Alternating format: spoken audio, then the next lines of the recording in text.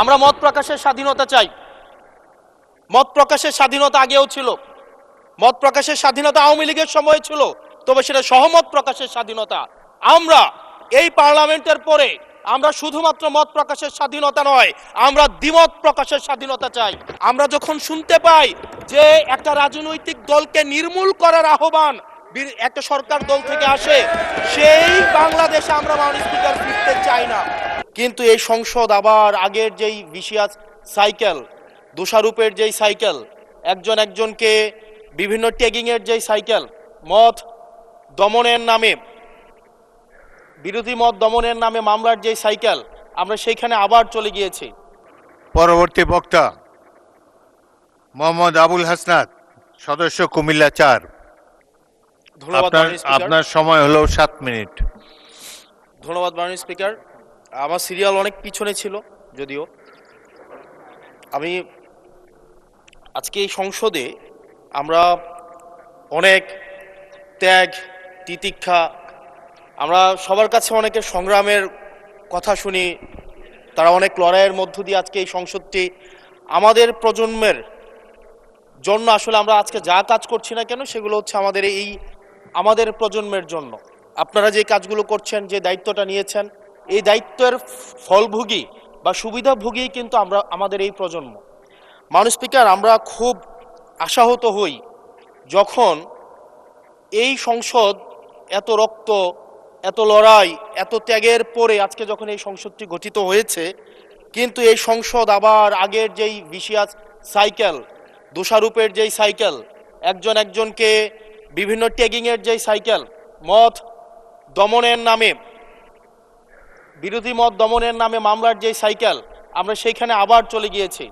ক্যাম্পাসগুলো আবার আনরেস্টের দিকে যাচ্ছে, অস্থিতিশীল পরিবেশ সৃষ্টি হচ্ছে, বিরোধী দল মত দমনের জন্য মামলা করা হচ্ছে, প্রতিমন্ত্রীকে ফেসবুকে লেখার কারণে বাসা থেকে তুলে নিয়ে আসা হচ্ছে, হুইপকে সমালোচনা করলে বাসা থেকে তুলে নিয়ে আসা হচ্ছে। আবার আমরা আগের সংস্কৃতিতে আমরা চলে যাচ্ছি, যেখানে মাননীয় প্রধানমন্ত্রী নিজে কার্টুন শেয়ার করে বিভিন্ন স্যাটায়ার, বিভিন্ন মকারিকে প্রমোট করছে, বিরোধী মতকে প্রমোট করছে।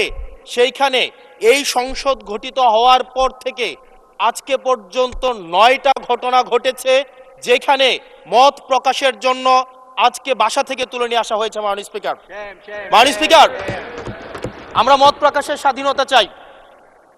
মত প্রকাশের স্বাধীনতা আগেও ছিল, মত প্রকাশের স্বাধীনতা আওয়ামী লীগের সময় ছিল, তবে সেটা সহমত প্রকাশের স্বাধীনতা।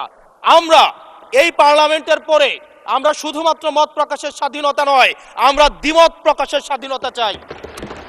আমরা এখানে দাঁড়িয়ে মাননীয় প্রধানমন্ত্রীর সমালোচনা করতে চাই, আমরা নির্ভয়ে ফেসবুকে আমরা ব্যাকস্পেস ব্যবহার করতে চাই না। কিন্তু আবার একটা ভয়ের পরিবেশ সৃষ্টি করা হচ্ছে, আবার একটা আতঙ্কের পরিবেশ সৃষ্টি করা হচ্ছে। আমরা দেখলাম সিলেক্টিভ এক ধরনের বিরোধিতার পরিবেশ তৈরি করা হচ্ছে।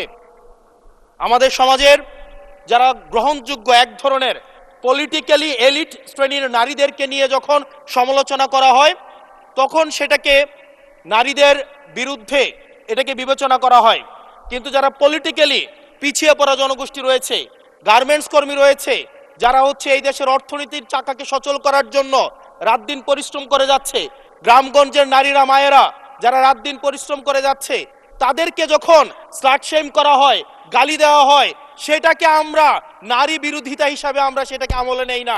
এই ধরনের সিলেক্টিভ নারী বিরোধিতা করা, এই ধরনের সিলেক্টিভ নারী সমালোচনা করার যেই ধরনের প্রবণতা রয়েছে, সেই জায়গাগুলো থেকে মাননীয় স্পিকার আমাদেরকে বেরিয়ে আসতে হবে। মাননীয় স্পিকার, আজকে ক্যাম্পাসগুলোতে আবার এক ধরনের অস্থিতিশীলতা তৈরি করা হচ্ছে। আমরা যখন আমি ইউনিভার্সিটি থেকে 2022 সালের অক্টোবরে ইউনিভার্সিটি থেকে এসেছি, আমাদের সময় গ্যাস্ট্রোম গণরুমের কালচার ছিল। আমাদের সময় একটা শিক্ষার্থী অনেক স্বপ্ন নিয়ে বিশ্ববিদ্যালয়গুলোতে যেত। আমরা সেখানে দেখেছি ক্ষমতাসীন দল কিভাবে বিশ্ববিদ্যালয়ের শিক্ষার্থীদের তাদেরকে পুঁজি করে তাদের ক্ষমতা কাঠামোকে দীর্ঘমেয়াদী করার জন্য সেখানে বাধ্যতামূলক সেখানে রাজনীতি করাতো। আজকে সেখানে বিশ্ববিদ্যালয়গুলোতে আবার গ্যাস্ট্রোম গণরুম কালচার চালু করার প্রয়াস শুরু হয়েছে, আবার সেইখানে বাধ্যতামূলক রাজনীতির কালচার শুরু করা হচ্ছে। আমরা দেখেছি ক্ষমতাসীন যারা রয়েছে তারা তাদের সন্তানদেরকে বিদেশে রেখে নিরাপদ ভবিষ্যৎ নিশ্চিত করে, আর মধ্যবিত্ত সন্তানরা যাদের বাবা মায়েরা কলকারখানায় কাজ করে, যাদের বাবারা রেমিটেন্স যোদ্ধা, যাদের বাবারা কষ্ট করে তাদের সন্তানদেরকে বিশ্ববিদ্যালয়ে পাঠায়, তাদের সন্তানদেরকে ক্ষমতালোভী রাজনীতিবিদরা তাদের সন্তানদেরকে ব্যবহার করে তাদের ক্যারিয়ারে ঝুঁকিতে ফেলে তাদের গদি বা পাটাতন শক্ত করার জন্য নিজের সন্তানের ভবিষ্যৎকে বিদেশে রেখে নিরাপদে রাখে, আর পরের সন্তানের ভবিষ্যৎকে নিয়ে ছিনিমিনি খেলে। মাননীয় স্পিকার, আমরা এই সংস্কৃতির পরিবর্তন চাই। আমরা চাই বিশ্ববিদ্যালয়গুলো শুধুমাত্র নেতা তৈরির হাতিয়ার হবে না। এই বিশ্ববিদ্যালয়গুলো গবেষণা, বিশ্ববিদ্যালয়গুলো পাঠ চর্চা, বিশ্ববিদ্যালয়গুলো সেখানে এক ধরনের মনস্তাত্ত্বিক সমৃদ্ধি, এবং সেখানে হচ্ছে আমরা যেখানে গবেষণা হবে সেখানে আমরা বিশ্ববিদ্যালয়গুলো থেকে বুদ্ধিজীবী গবেষক আমরা হচ্ছে বাংলাদেশকে এবং জাতিকে উপহার দিতে পারবো। কিন্তু অত্যন্ত দুঃখজনক বিষয়, আজকে বিশ্ববিদ্যালয়গুলো শুধুমাত্র নেতা উৎপাদন করার এক ধরনের বিশেষ সার্কেলে পরিণত হয়েছে। মাননীয় স্পিকার, এই ৩৬ জুলাই এই তরুণ প্রজন্মকে কি দিয়েছে? বক্তব্যের শুরুতে অনেককে স্মরণ করে আমরা ৩৬ জুলাইয়ে, এই জুলাইতে যারা আহত হয়েছে, ১৭ বছর ধরে যারা নির্যাতিত নিপীড়িত হয়েছে, তাদেরকে স্মরণ করতে আমরা লজ্জা পাই। মাননীয় স্পিকার, তাদেরকে মুখ দেখানোর আমাদের জায়গা নাই, আমরা তাদেরকে কিছুই দিতে পারি নাই। আমরা একটা কাঠামোগত পরিবর্তনের জন্য আমরা আজকে এই সংস্কার, আমাদের কাঠামোগত পরিবর্তনের জন্য আজকে আপনাদের এই লড়াইটা ছিল, এই সামগ্রিক হাউজের লড়াই ছিল। আমি চ্যালেঞ্জ করে বলতে পারি, যদি 2009, 10, 11, 12, 13, 14 সালে আমি সংসদে বসে কিছুক্ষণ আগে আমি 2009 সাল পরবর্তী থেকে 12 সাল পর্যন্ত যেই সংসদের যে বিতর্কগুলো ছিল আমি বিতর্কগুলো পড়ার চেষ্টা করছিলাম। মাননীয় স্পিকার, যদি আজকে এটা 2014 সালের সংসদ হতো, আর যে সংস্কার প্রস্তাবগুলো এই পাশ থেকে দেওয়া হয়েছে, ঐকমত্য কমিশন থেকে দেওয়া হয়েছে, এই সংসদের একজনকেও খুঁজে পাওয়া যেত না যে এই সংস্কারের বিরুদ্ধে অবস্থান নিত। আজকে মানবাধিকার কমিশনকে ল্যাপস করে দেওয়া হয়েছে। মানবাধিকার কমিশনকে ল্যাপস করা হয়েছে, বারবার করে বলা হচ্ছে আরো শক্তিশালীভাবে হচ্ছে মানবাধিকার কমিশন নাকি উত্থাপন করা হবে। আজকে পুলিশ সংস্কার কমিশন, আজকে অর্ডিন্যান্স সেখানে বাতিল করে দেওয়া হয়েছে, বলা হচ্ছে আরো পুনর্বিবেচনা সাপেক্ষে সেখানে হচ্ছে এই সংসদ উত্থাপন করা হবে। মাননীয় স্পিকার, যদি সেটাকে সংসদ, সবকিছুই তো সংশোধনের মধ্য দিয়ে যাচ্ছে, যদি এটা নিয়তটা যদি সহি থাকতো, ওয়েল ইন্টেনশন যদি থাকতো, এই অর্ডিন্যান্সটাকে এখানে গ্রহণ করে পরবর্তীতে কিন্তু সংশোধন করা যেত। মাননীয় স্পিকার, মাননীয় সদস্য, আপনার সময় 2 মিনিট বাড়িয়ে দেওয়া হলো, 2 মিনিটে শেষ করুন। Thank you. মাননীয় স্পিকার, আজকে সরকারি দল, বিরোধী দল, এই সরকারি দল এবং বিরোধী দল একটা আপেক্ষিক বিষয়। আপনারা এই পাশে ছিলেন, এখন সময়ের পরিক্রমায় এই পাশে গিয়েছেন, আমরা এই পাশে আছি। যদি জনগণ চায়, আমরা যদি মানুষের ম্যান্ডেট নিয়ে এগিয়ে যেতে পারি, তাহলে সময়ের পরিবর্তনে এই সিট পরিবর্তন হবে। আমি আপনাদের সবাইকে আহ্বান জানাবো, প্রজন্মের ভাষাকে অনুধাবন করার চেষ্টা করুন। এটা আমি আমার নিজেকেও বলবো, প্রজন্মের ভাষাকে পড়ার চেষ্টা করুন।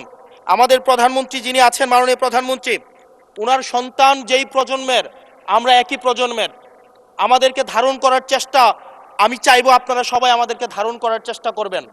বিএনপির নয়, কেবল জামাতের নয়, কেবল এনসিপির নয়, বাংলাদেশের মানুষের স্বার্থ, বাংলাদেশের মানুষের আকাঙ্ক্ষা, বাংলাদেশের মানুষের স্বপ্ন বাস্তবায়ন যেন আমরা করতে পারি। মাননীয় স্পিকার, এই চেয়ার আমি অনুধাবন করতে পারছি জনগণ বিচ্ছিন্নতা তৈরি করে।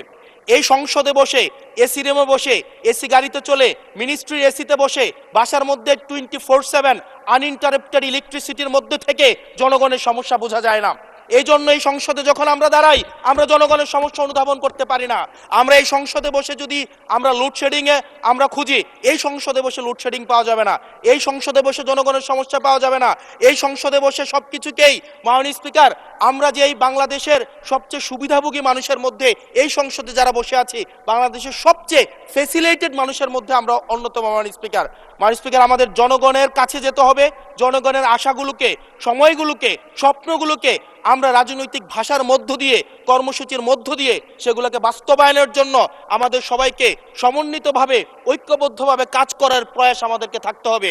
আবার যদি আমরা বিভাজনের রাজনীতিতে যাই, তাহলে সেখান থেকে বিএনপি বেনিফিটেড হবে না, এনসিপি বেনিফিটেড হবে না, জামাতে ইসলামী বেনিফিটেড হবে না, সেইখান থেকে বেনিফিটেড হবে আমরা জুলাইতে যাদেরকে আমরা পরাজিত করেছি তারা বেনিফিটেড হবে। মাননীয় স্পিকার, ধন্যবাদ। ওকে, লাস্ট মিনিট। সেজন্য আজকে এই সংসদে আমাদের একটা ন্যাশনাল এগ্রিমেন্টের দিকে যেতে হবে। আমরা পলিসির জায়গায় আমাদের বিরোধিতা থাকবে, পলিসির জায়গায় আমরা এগ্রিমেন্টের মধ্যে থাকবো, কিন্তু আমাদের একটা রেড লাইন টানা উচিত। এই লাইনটা আমরা ক্রস করব না। আমরা যখন শুনতে পাই যে একটা রাজনৈতিক দলকে নির্মূল করার আহ্বান একটা সরকার দল থেকে আসে, সেই বাংলাদেশে আমরা মাননীয় স্পিকার ফিরতে চাই না।